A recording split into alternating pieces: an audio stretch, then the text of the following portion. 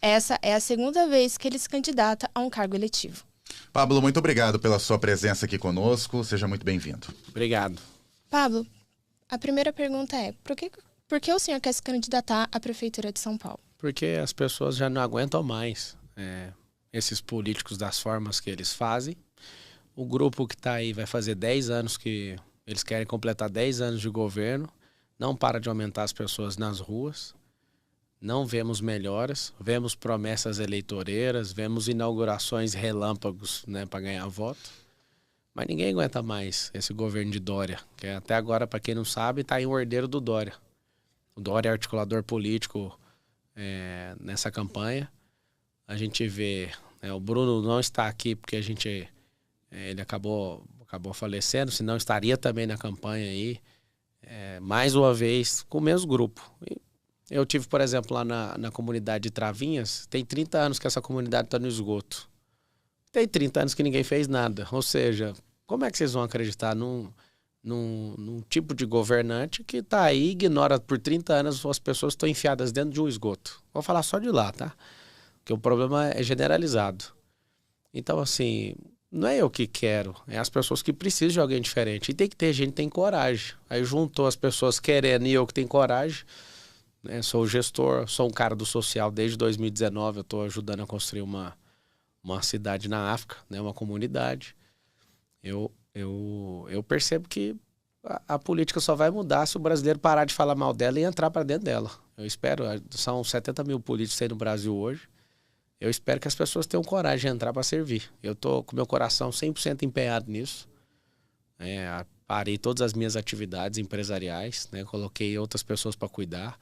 E eu estou muito empenhado. Eu acredito que vai acontecer uma reviravolta aí nessa eleição. E claro que para manter uma candidatura à prefeitura, ainda mais na maior cidade da América Latina, você precisa ter dinheiro, viabilidade financeira. O seu partido, PRTB, vai ganhar apenas 3,4 milhões de reais de fundo eleitoral neste ano, que é um valor muito pequeno, perto do investimento que tem para uma eleição, ainda mais uma eleição como a de São Paulo. Sabemos que dinheiro para o senhor não é problema, obviamente, mas o senhor acredita, mesmo com esses pequenos recursos, há uma viabilidade financeira na sua candidatura? O senhor pretende colocar dinheiro do próprio bolso nessa campanha? Meu pessoal não vou colocar, né, que só pode colocar pessoal, então não vou fazer, como eu fiz na outra eleição, não coloco um centavo meu, não vai ter R$1 de dinheiro público, porque não preciso. Aqui em São Paulo tem muita gente a fim de ver a mudança, muita gente querendo contribuir. Vou abrir também a oportunidade para as pessoas doarem. O máximo que alguém pode doar é 10% do seu imposto de pessoa física. Então, isso não é nem motivo de preocupação. Eu espero não gastar um centavo de dinheiro público, nem de fundo eleitoral, e nem esse pouco dinheiro que o partido tem. Espero que seja usado com os vereadores. Certo. E você não vai tirar dinheiro seu, então? Não, de jeito nenhum. Não vou colocar, porque todo candidato que é rico, a primeira coisa que eles querem é perseguir ele por abuso de poder econômico. Porque é o único jeito para derrubar um cara que é próspero é dessa forma. Então, eu não vou nem dar chance para esses canalhas fazerem isso. No partido do senhor, há uma disputa entre o presidente da legenda e o seu marqueteiro. Há, inclusive, denúncias de ameaças de morte, por isso houve uma investigação da Polícia Civil. Como que o senhor pretende driblar essa polêmica? Não tem que driblar, porque não existe isso aí. Nem é marqueteiro quem está falando isso. Não existe nada disso que está acontecendo. O que está acontecendo é que algumas pessoas estão querendo pegar alguns diretórios e o presidente é bem firme nessas questões. Inclusive já teve decisão liminar do Supremo Tribunal Federal resolvendo e não teve nenhum voto contrário, 100% favorável ao partido e ao presidente, que é o Avalanche. Então, assim, não tem que fazer nada, já está feito. A justiça, ela está pontual ao caso e isso é só uma fumaça. E que alguém criou com uma máquina de fumaça, nem tem fogo, é uma máquina de fumaça para ver se tira a atenção, porque os políticos tradicionais estão desesperados com essa candidatura. A gente está crescendo 102 mil intenções de votos todos os dias. Está um pouquinho assustador, né? A pesquisa que eu apareci com maior pontuação está registrando mais que 14 pontos percentuais. E o Bruno, por exemplo, do Paraná Pesquisa, registrou isso. Ele falou isso num vídeo, não sei aonde que foi, mas eu recebi. E vários redes sociais eu estou vendo essas postagens. Ele falando que eu sou o único pré-candidato que cresce acima da margem de erro. Ou seja, é muita notícia especulativa, desesperadora. É gente pedindo para eu virar vice de Nunes. É gente querendo, de alguma forma, me beneficiar para ver se eu saio. Eu não estou aqui por causa de dinheiro, não estou aqui por causa de poder, eu quero ajudar. Então, eu acho que vai ser um pouquinho complicado para eles aí. E só tende a piorar dia e semana após semana, até chegar nas convenções e até chegar no dia da eleição.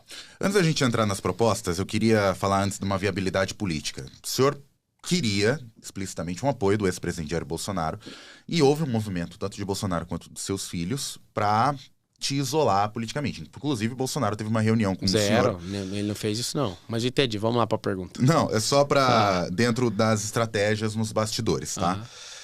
Comenta-se, inclusive, dentro do setor bolsonarista, que há uma tentativa de inviabilizar sua candidatura. Jamais.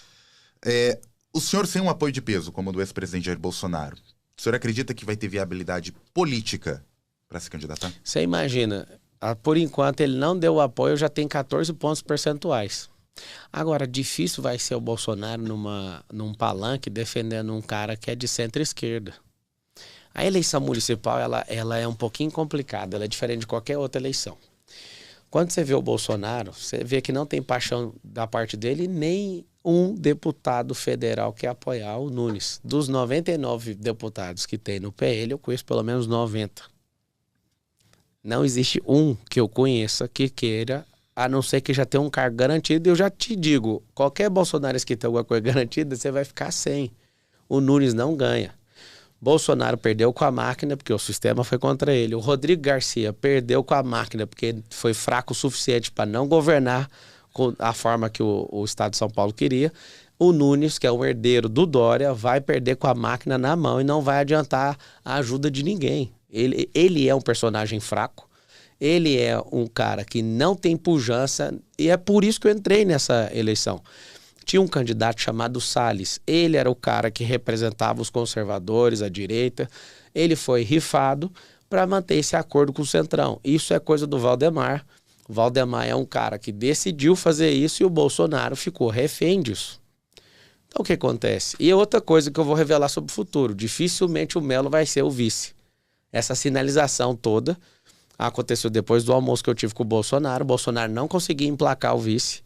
E aí daquele dia para frente a pressão foi tamanha que o Nunes acabou aceitando o Melo. E eu declaro para todo mundo em alto bom som. O Melo não traz um voto, nenhum voto pro Nunes, o Melo, e não vai ter paixão de Bolsonaro. Bolsonaro vai investir nos candidatos que são dele, de direita. E, ao contrário do que você fez na pergunta, para esclarecer, eu não fui pedir apoio ao Bolsonaro. Eu fui trocar ideia, a gente almoçou, ficamos ali mais ou menos umas 2 horas, e eu peguei 3 conselhos com ele, já segui, executei um, falta 2. Estou tranquilo em relação a isso. Sobre alguém querer inviabilizar, o Bolsonaro não tem essa pegada de querer parar ninguém. Agora, a gente tem algumas pessoas dentro do bolsonarismo, tipo o Carlos Bolsonaro, que usa o sistema dele lá para ver se me ataca, para ver se eu me levanto contra o pai dele. Eu não vou levantar. Bolsonaro é o primeiro presidente de direita que o Brasil teve. Você sempre vai me ver honrando ele. Eu fui candidato, disputei a eleição com ele poucos dias. Depois disso, quando fui cancelado, que foi uma tomada no tapetão ali via justiça, eu fui imediatamente ajudar na campanha dele, servi ele, investi dinheiro meu, investi tempo meu e ajudei por 38 dias na campanha, que ele acabou não logrando isso. Então, sim, não existe isso. O que existe é uma gratidão da minha parte com ele, uma gratidão da parte dele, tanto é que ele me deu a medalha que ele dá só para poucos amigos. E isso deixa todo mundo furioso. Agora, o partido precisa dar uma sinalização para o Nunes. Então, por conta do partido, o PL precisou, dar uma amarrada nos deputados. Os deputados que são de direita e são livres estão percebendo agora como é que funciona ter uma advertência, uma circular, que não podem tirar foto comigo. Então é uma questão que vem mais do Valdemar do que de qualquer outro. E eu entendo e respeito e não estou pedindo para fazer nada diferente. Agora, eu vou conquistar o povo. As pessoas vão perceber que eu tenho capacidade para ajudar, que eu já faço isso com o meu próprio dinheiro. Imagina com o nosso dinheiro. A cidade está um caos. Tem mais de 50 mil pessoas na situação de rua. Nós temos obras que não andam, nós temos um povo que está acostumado a sentir esse odor do Tietê e ninguém faz nada. Nós estamos acostumados com tudo isso. O centro histórico de São Paulo parece uma invasão. Parece que mais 4 anos desse jeito vai virar o apocalipse zumbi ali. Eu tô do lado dos comerciantes daquele lugar, tô do lado dos trabalhadores daquele lugar. Eu vejo tantas coisas da cidade que não andam. Então, o paulistano tá de saco cheio. Nós somos o povo mais poderoso do hemisfério sul, diferente do que algumas pessoas acreditam. Não é a América Latina. A cidade de São Paulo, ela é a mais poderosa do hemisfério sul inteira. Ou seja, nós somos um povo muito poderoso para ter gente de mentalidade tão pequena governando isso aqui. Então, assim, eu não acredito em hipótese nenhuma que Nunes consiga aguentar. Ele é fraco num debate, ele vai ser engolido pelo Boulos. E é aí que eu entro e eu não vou deixar o Boulos levar essa eleição, porque a gente não quer um baderneiro, um apoiador de rachadinha, que ele institucionalizou a rachadinha, eu estava lá presente no Conselho de Ética, eu vi. Prova cabal da Polícia Federal. Ele que é um depredador de patrimônio público, ele que é um grileiro, ele que invade coisa dos outros, põe famílias em situação vulnerável para morar, ainda cobra aluguel. Imagina o Boulos. O Boulos, se for rastrear tudo que ele faz, ele é o cara que tem a imobiliária mais irregular do estado de São Paulo. Por quê? Porque ele coloca as famílias em situação vulnerável e ainda cobra de 500 a 700 reais de aluguel dessas famílias. Ou seja, ele não quer ajudar, ele está criando uma renda passiva para ele, ele quer institucionalizar isso, sentando no cofre da cidade mais poderosa do Brasil. Certo. Você falou da situação central de São Paulo. Vamos começar já entrando no campo das propostas. Porque em São Paulo nós temos um grave problema que vem de muitos anos, que é a Cracolândia. E claro que a segurança pública deve ser o carro-chefe da sua campanha eleitoral. Quais são as suas propostas para a Cracolândia e principalmente para mitigar a criminalidade naquela região? O orçamento de São Paulo é de 111 bilhões de reais. 1 bilhão é destinado para as ONGs ajudarem a tirar essas pessoas de lá. Só que não acontece isso. As ONGs, principalmente de esquerda, elas dão a manutenção da permanência dessas pessoas lá. E aí que está o problema. Tem um cara que era secretário de governo agora do Tarcísio, chamado Felipe Sabará. O Sabará, ele deixou o secretariado e veio coordenar meu plano de governo. Ele é um cara que já tirou comprovadamente 3.500 pessoas da rua e colocou em situação de emprego com a ONG chamada Arca. Nós temos mais de 50 mil pessoas nessa situação. Significa o quê? Uma ONG sozinha conseguiu tirar 3.500, ele chega com um menu e pergunta para a pessoa o que ela gostaria de fazer e vai para o processo de convencimento. Não funciona a questão de obrigar a pessoa, tem que conquistar a pessoa. Só que aí que está a paciência e a disposição pública. Para recuperar a mentalidade de uma pessoa que está no estado de miséria, como quem está na situação de rua, leva de 6 meses a 2 anos, dependendo do nível de dependência química que ela está. Nós já sabemos como fazer. O que tem que acontecer? Já teve notícia de quase zerar o caso de pessoas ali na Cracolândia, só que a amarra que tem com essas ONGs, pelo tanto de mamata do dinheiro público, eles não querem que isso aconteça. Então tem ONG que quer que a Cracolândia resista para você ter um negócio. Então nós temos muito recurso público aplicado para manter essas pessoas na rua. Virou uma guerra. O Brasil está tão doente que as pessoas estão brigando para tirar e outras estão brigando para permanecer. Virou uma pauta política a permanência dessas pessoas. E qual o maior direito social que existe? Emprego. Nós temos mais de 1,5 milhão de empresas em São Paulo.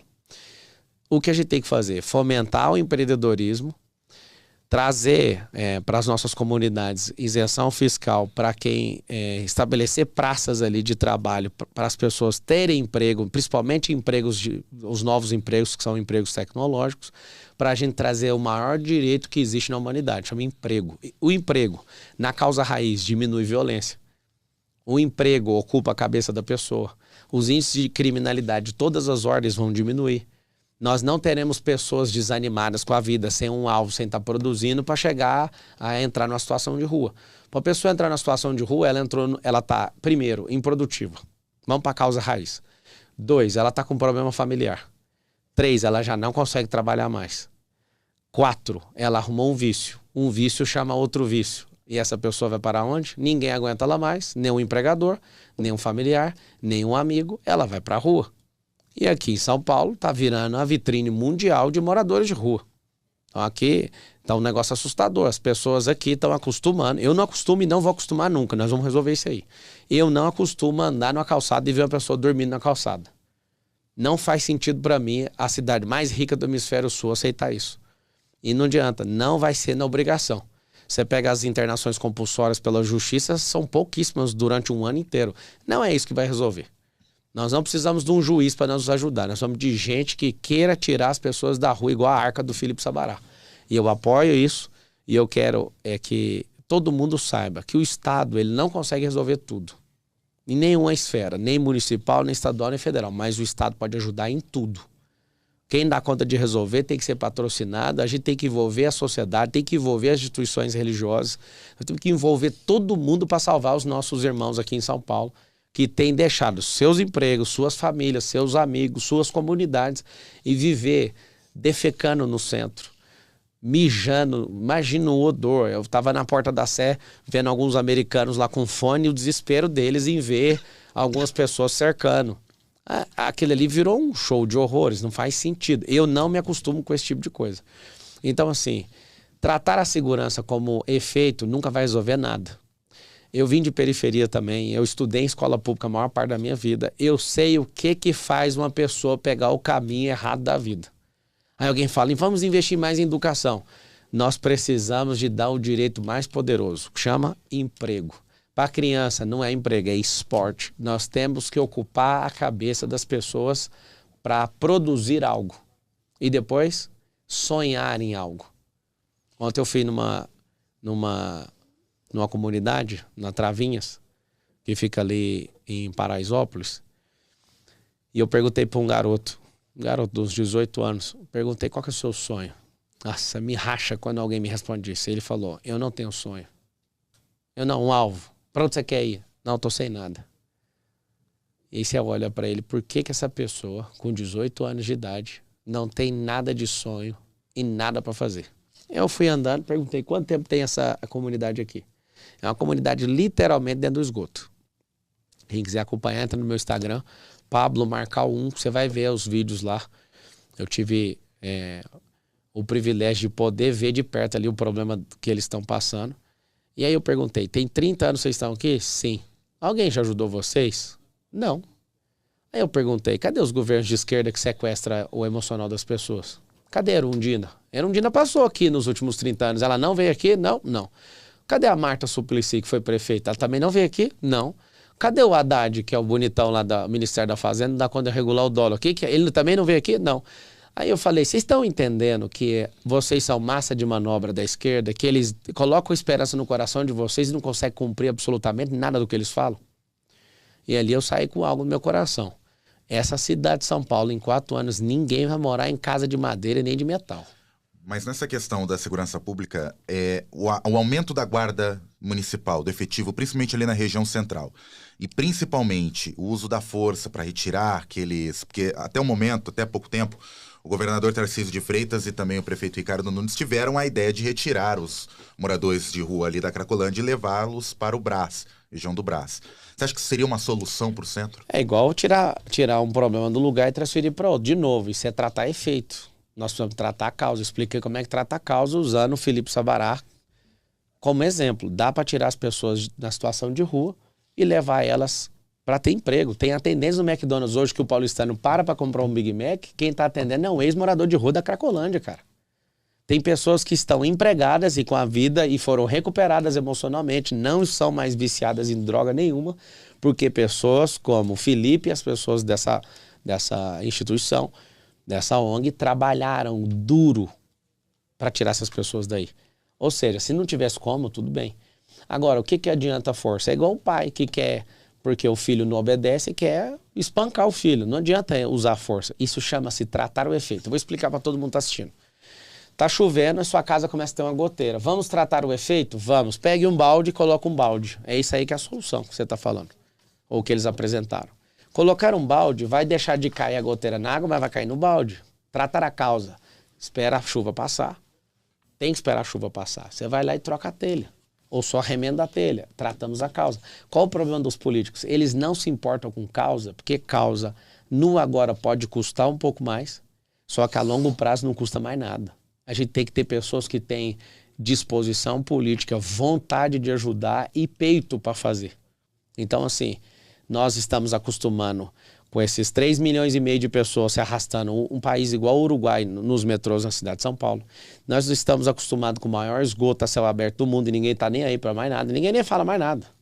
Nós estamos acostumados com esse furto, não sei quantos celulares são furtados por minuto em São Paulo. Por que está acontecendo isso tudo? Ninguém na política, eu não vejo, é por isso que eu estou aqui, eu não vejo ninguém tratando causa raiz de problema. Eu não vejo ninguém criando oportunidade. Eu não vejo ninguém pegando as pessoas brilhantes nas comunidades e instalando polos ali de criatividade, de startups, de tecnologia.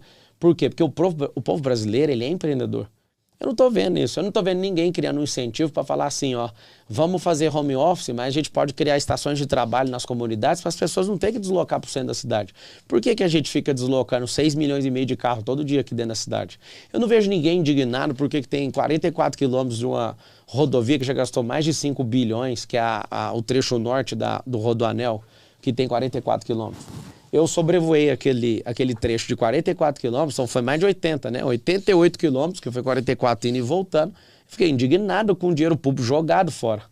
E a pior parte, eu fui ver o parecer, desde 2023 tem uma empresa que entrou para fazer, nós estamos em 2024, não tem um caminhão lá. Não tem ninguém revoltado com isso. Eu, Pablo Marçal, estou revoltado, porque não termina isso. Não aceito, eu quero despertar essa revolta do povo. Se as pessoas acostumarem com isso, fiquem com os políticos de estimação que vocês têm. Agora, se vocês querem algo diferente, vocês vão ter que entrar nessa sintonia. Essa sintonia da revolta, de ver o lugar mais próspero do hemisfério sul aceitando coisas tão triviais, tão banais, um odor de um esgoto. Nós temos um rio chamado Tietê, que tem 1.000 quilômetros, mas quando passa na cidade de São Paulo, ele é transformado em quê? Em um esgoto. Se você não ficar indignado, eu vou ficar indignado sozinho. A gente tem que se levantar como povo. Esse povo paulistano, que é um povo trabalhador e forte, não pode admitir, gente. Por quê? Eu quero que vocês lembrem disso pro resto da vida de vocês. O rio Tietê é um sintoma. É o caráter dos políticos que governam essa cidade e esse estado. Põe isso na sua cabeça. Enquanto não mudar o caráter dessas pessoas, não vai mudar esse rio. Agora, eu quero falar um pouco da possível administração municipal do senhor. Caso o senhor seja eleito, o senhor terá que lidar com duas figuras importantes na política brasileira. Uma é o governador de São Paulo, Tarcísio de Freitas, e outra é o presidente Lula. A gente sabe que o governador Tarcísio não é um problema para o senhor, mas o senhor é um opositor do presidente Lula. Como o senhor pretende ter essa relação com ambos? O presidente Lula, ele vai receber 52 ligações minhas por ano. Eu prometo ligar para ele pessoalmente 52 vezes, cobrando recurso federal para destravar coisa em São Paulo. Já vou falar da primeira ligação. Transferi a CEAGESP, ali da Marginal Pinheiros, para a Zona Norte de São Paulo. Por quê? Para evitar caminhões entrarem aqui e usar aquela área para fazer o Vale do Nióbio, tipo o Vale do Silício em Palo Alto, na Califórnia. Nós temos recursos para isso e precisa de disposição política. Eu vou ligar para o Lula só pedindo e só cobrando. Vou explicar por que eu vou pedir. Não que a gente precise de dinheiro, mas nós somos o povo que mais contribui com o governo federal. E nós somos o povo de São Paulo, o que menos pega retribuição do que a gente retribui. Não sei se vocês já viram a igualdade fiscal desse país. Nós somos o povo que mais paga a conta nesse país e nós somos o povo que menos pega de volta. Então eu vou pedir coisas que não precisa muitas vezes do dinheiro, mas precisa do financiamento. E precisa da disposição dele falar, vou ajudar. Então, o mínimo que você pode esperar de mim é ligações, vou tratar ele com respeito. Ele não é o presidente que eu imagino que o Brasil precisa, mas é o presidente que eu aceito até terminar o mandato dele. Espero que ele assista essa entrevista. E com todo respeito, presidente Lula, não se torne o Lula Biden da Silva. Aprenda, aceite que o fim da linha chegou. Todo mundo tem que aceitar isso um dia. Nós não andamos de lambreta mais, porque as lambretas foram descontinuadas. Nós não usamos bip mais porque elas foram descontinuadas. E um político também precisa ser descontinuado. Então, meu recado como respeito de um político novo. Você é um leão já idoso, eu sou um leão novo entrando na política, eu quero te falar com respeito. Não banque o Biden, porque os Estados Unidos da América, sempre o que acontece lá vai acontecer aqui, porque a gente copia esse povo. 72% dos americanos estão recomendando em pesquisa que o Biden saia dessa eleição por condições mentais. Você é um cara que é esperto, você é um cara que construiu muita coisa nesse país, mas eu quero te pedir um favor, já considere treinar uma pessoa que não seja o Haddad, que ele não dá conta de controlar nada, nem a Prefeitura de São Paulo, nem o Ministério da Fazenda, da Economia, que é o nome que você quiser pôr aí, que não está indo para lugar nenhum, nem sei como é que chama isso aí que vocês estão fazendo. Mas considere não gastar sua energia para depois de 2026. Arruma outra pessoa. E, por favor, presidente Lula, ajuda a gente, o povo. Cada declaração sua desastrosa tem atrapalhado o nosso crescimento econômico. Por favor, fica calado. Deixa seus ministros falarem. Se não der conta de falar, põe outro porta-voz para falar, mas evita ficar comentando. Você fala mal do Banco Central todo dia, está ferrando a gente com dólar. Os investidores de fora estão amando, mas a gente aqui vai sofrer com falta de comida na mesa. Por favor, não faça isso. Em relação a ele, então, extremo respeito, apesar de não ser alguém que eu gostaria de ver mais uma vez, né, governando esse país, pela ideologia, pelo modus operandi de aparelhamento do Estado, mas o Tarcísio, para mim, é um cara brilhante. Eu confesso que em 2025, acordando prefeito de São Paulo e tendo o Tarcísio de parceiro, que é uma máquina para fazer obra, nós vamos revolucionar esse estado de São Paulo, nós vamos revolucionar. Eu falo isso, eu quero que esse recado chegue todo dia no Tarcísio. Cuide das 645 cidades que restam para você e deixa que eu cuide da mais poderosa e nós vamos fazer isso junto, Tarcísio. O senhor é um dos pré-candidatos que ainda não tem um vice definido. A vaga chegou a ser oferecida para o deputado federal Kim Kataguiri, mas ele recusou. Quem ofereceu? Bom, até a informação que nós temos, É o senhor informação teria mentirosa. oferecido e o Kim Kataguiri também teria feito a então contraproposta. Pior ainda, então é uma fake news, não existe isso. Então, perfeito, já está negando aqui essa informação. Quem está na disputa para ser seu vice? Qual é a sua vontade de ter de companheiro de campanha aí? Eu tenho 7 vices, já estudei todos os cenários, são 7 cenários possíveis e vai ser revelado no máximo até dia 5 na convenção de agosto. Dia 5 de agosto, que é a data da convenção. Tem muita gente que fica ansioso com essa informação. Na verdade, quem foi que antecipou isso tudo foi o Lula colocando a Marta para dar as cartas do jeito que ele queria fazer aqui na Prefeitura de São Paulo. Não vai adiantar que vocês não vão levar. Depois, o Bolsonaro ali acabou me usando e eu fiquei muito satisfeito com isso, para selar o noivado dele com o Nunes. Acabaram aceitando ali o Melo, a contragosto de todos os partidos, mas o Bolsonaro, pela força e pujança política dele, tem todo o meu respeito, ele impôs e conseguiu ali pelo menos um noivado. E segundo ele, nem é casamento, eu acho que nem vai dar também. Eu acho que vocês podem aguardar isso aí que eu tô falando.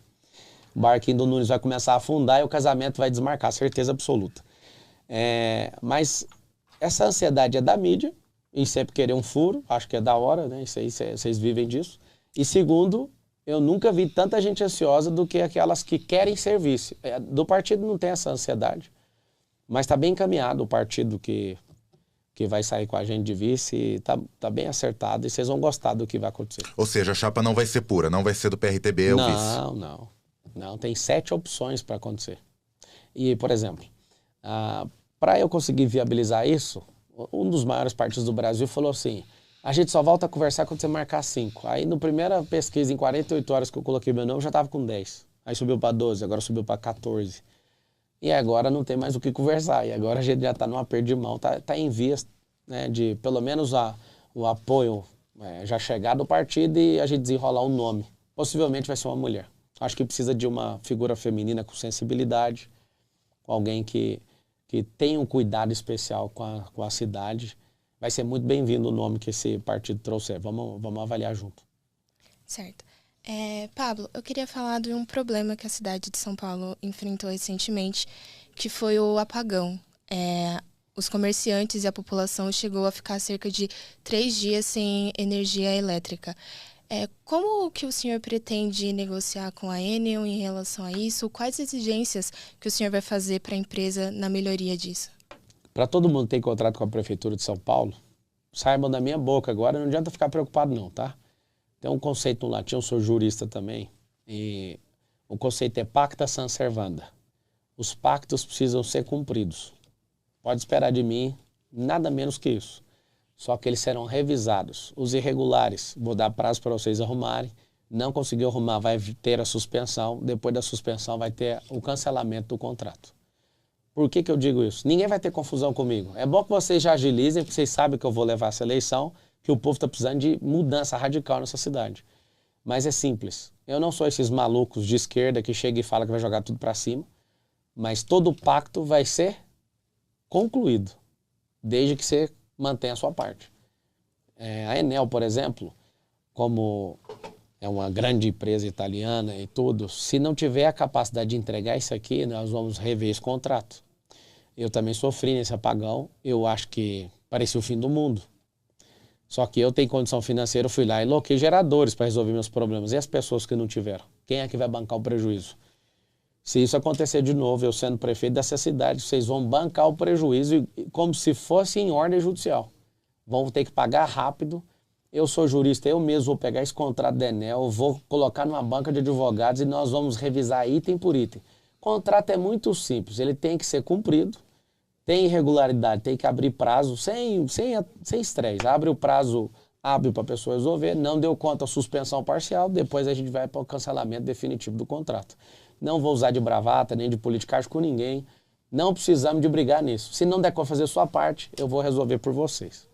Eu queria entrar no tema educação, até queria entender uma coisa que a gente estava falando na pergunta da Cracolândia, que o senhor falou que é esporte e emprego. Eu queria saber se a educação entraria nisso, e a que ponto a educação entraria nessa questão da Cracolândia.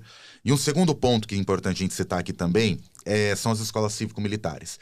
A Assembleia aprovou recentemente o projeto que autoriza a criação de escolas cívico-militares e foi sancionado pelo Tarcísio e, claro, que é um movimento que tem um apoio do senhor, essa escola cívico-militar.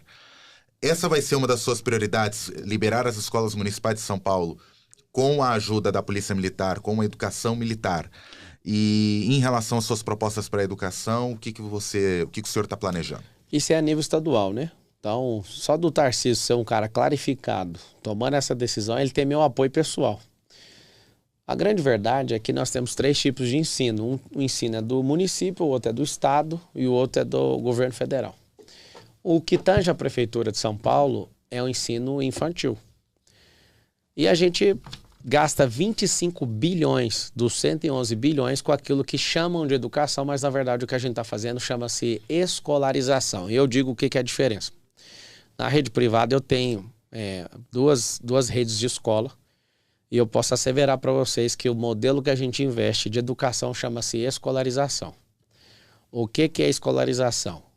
Eu entubo a criança de um monte de coisa que 80% elas não vão aproveitar. Eu não ensino lógica, eu não ensino inteligência emocional, eu não ensino empreendedorismo, eu não ensino finanças pessoais, eu não ensino nada que a pessoa vai usar na vida de verdade.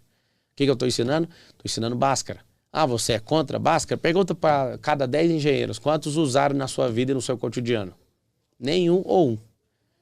E aí, Pablo, o que a gente tem que fazer? Nós vamos revisitar isso, mas é claro que é cada um dentro da sua esfera. Na do município, nós precisamos voltar com algumas coisas do tipo, as pessoas precisam voltar a amar a bandeira, porque é isso que nos define como nação. As pessoas precisam amar nosso símbolo, o brasão da República, o hino nacional, a bandeira, o respeito uns pelos outros. As pessoas, desde pequenos, nossos filhos, precisam aprender o valor que há no belo. Isso se perdeu. As pessoas precisam aprender a moral. Então, assim, tudo que tiver o intuito de fazer com que as pessoas cresçam em moral e cívica, que quando eu era criança e aluno da rede pública de ensino, eu lembro que tinha essa aula, né? Essa matéria. Moral e cívica. Nós perdemos a moral e o civismo. As pessoas põem fogo na bandeira, as pessoas fazem danças sexualizadas com a nossa bandeira. Tem gente que pisa na bandeira, perdemos o respeito completo pelos nossos símbolos e pelos nossos hinos. Eu queria retomar uma fala do senhor. O senhor falou que a sua candidata de vice possivelmente vai ser uma mulher. Sim. Só que recentemente o senhor se envolveu numa polêmica ao falar que a pré-candidata Tabata Amaral, ela não teria capacidade de governar a cidade de São Paulo porque ela não é casada e não tem filhos. Eu não falei isso, eu falei que ela é imatura por isso e assevero. Ela não tem nem 30 anos de idade, nunca abriu uma empresa pelo que eu já vi, nunca pagou milhões de impostos igual eu já paguei. Eu não envolvi em polêmica. Ela que ficou doída, vitimizada. Imagina uma pessoa que quer ser governante e é vítima. Diferente da Marina que está amamentando, isso eu falo no vídeo e repito, que é uma mulher guerreira e não se vitimiza e faz como as 43% dos lares no Brasil que são liderados por mulheres, se elas se vitimizar, quem vai sustentar elas? É diferente de alguém que julga que veio de baixo, mas foi estudar em Harvard. Eu não, eu tive que trabalhar, eu fui atendente de call center para pagar minha faculdade. ela ficou doída porque ela não tem maturidade em absorver algo, em aprender com algo e usar algo. Ela criou a polêmica pela imaturidade dela. Ela quer ser prefeito de São Paulo, que ela cresça, que ela aprenda. Ficar tirando onda que traz recursos como deputado federal, qualquer um dá conta. Foi eu que te dei esse dinheiro para você distribuir aqui em São Paulo. Foi os milhões de impostos que eu paguei que fez você devolver esse dinheiro pro povo. Então, vamos lá. Se existiu uma polêmica, foi da parte dela, foi muito claro. O que eu quis dizer e repito, uma pessoa que passou por mais problemas, essa pessoa é mais tarimbada para governar. Então, se a pessoa foi estudar em Harvard, as mil maravilhas, enquanto eu estava aqui pagando, estudando, trabalhando no call center para pagar, eu passei por mais problema que ela. Eu também vim de periferia. Eu também tive um pai que foi alcoólatra, mas a família ajudou ele deixou o alcoolismo. O pai dela, ela foi para Harvard e o pai dela acabou morrendo. Igual eu imagino que ela pode fazer com o povo de São Paulo. Aqui tá a verdade. Se não aguenta o tranco e quer ser vítima, não pode ser governante, porque governar e ser vítima na mesma pessoa não tem como. Nós precisamos de governança, de gente humilde, simples, trabalhadora e que não fica contando papo. Então, não teve um único problema com ela. Agora, você quer falar de mulheres? Eu namorei com uma mulher chamada Ana Carolina e casei com ela. Casei virgem com ela. Nós dois. Então, nós nos conhecemos há 21 anos. É a pessoa que eu mais amo, é a pessoa que eu mais respeito, e a minha esposa, ela é mais importante que os nossos 4 filhos para mim. Tem muita gente que não concorda, o problema é seu se você não concorda. Você que está assistindo, se você nunca parou para pensar, seu cônjuge é mais importante que seus filhos. Seus filhos vão casar e vão embora. Quem vai ficar em casa? Seu cônjuge. Minha filha é a mulher mais importante que eu tenho. A minha esposa é a mulher mais importante que eu tenho. A minha mãe, eu dei tudo para ela. Ela me alimentou, ela me deu instrução. Eu prosperei e tirei minha mãe da miséria. Minha mãe era faxineira. A minha irmã não teve um homem suficiente para bancar ela e a minha sobrinha. Quem foi lá ajudou? Eu. Então eu estou rodeado de mulheres que eu dei o sangue e continuo dando a vida por elas. Só que nenhuma delas são vítimas. Agora é diferente. Alguém que quis criar polêmica e usou da sua influência para falar que eu tenho algum problema com isso. Sou um homem curado na alma, respeito as mulheres, e se as mulheres não fossem as mulheres, não teriam os homens na terra. Pré-candidato, a gente tem mais 5 minutos de entrevista além do seu tempo. Eu tenho 2 perguntas aqui básicas. Uma é, a gente sabe que tem grupos políticos na Câmara dos Vereadores que provavelmente vão ser reeleitos e que esses grupos, eles têm uma certa influência na Prefeitura Municipal. Como o senhor pretende manter essa comunicação com os vereadores, caso seja eleito prefeito? Primeiro, a gente tem que apostar na renovação. Primeira coisa. Então, vou me empenhar em ajudar todo mundo que vai, né, disputar uma primeira eleição. Quem é muito bom tem que ser reeleito. Eu acho que o Legislativo é uma grande oportunidade de alguém que é bom ser reeleito. E ninguém governa sozinho. Nós estamos falando de democracia. Se aqui fosse uma monarquia, não precisava nem te explicar nada para você. Mas como é a democracia, é o governo da maioria. Então, é muito simples. Vamos pegar os mais experientes, vamos sentar. Diferente do que muita gente faz na política, depois que ganha, vira o cão. Eu vou sentar e vamos discutir com lógica. Para onde que a cidade vai? Para cá. Para onde você quer ir? Vamos mirar no mesmo lugar e vamos distribuir energia. Porque poder é energia. Nós temos um sistema de governo, um sistema de governo tripartido, e a gente tem que pegar energia. Quando alguém exagera demais, junta 2 poderes contra esse e vai atrás dele. Então, não vai ter isso da minha parte. Nós precisamos ser simples, ter uma direção.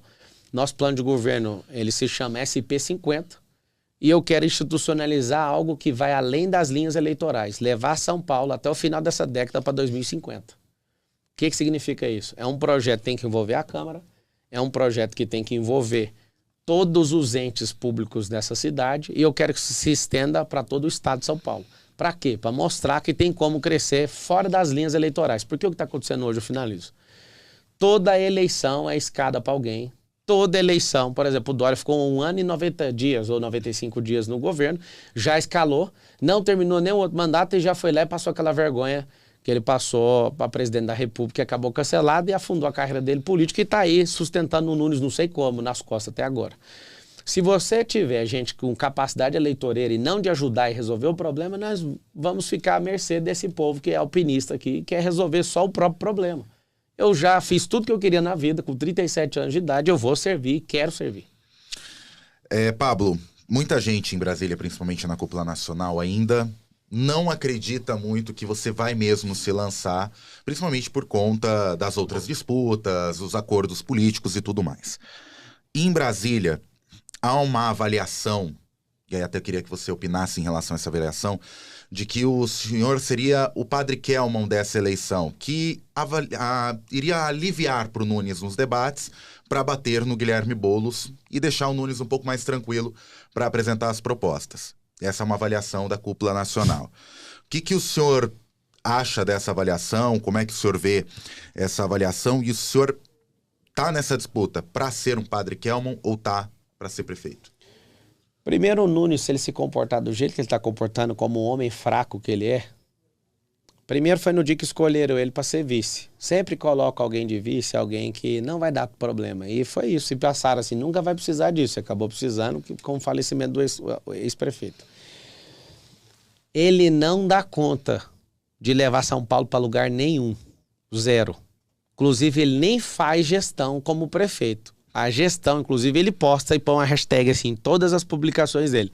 Gestão Bruno Covas. Ele nem faz gestão dessa cidade.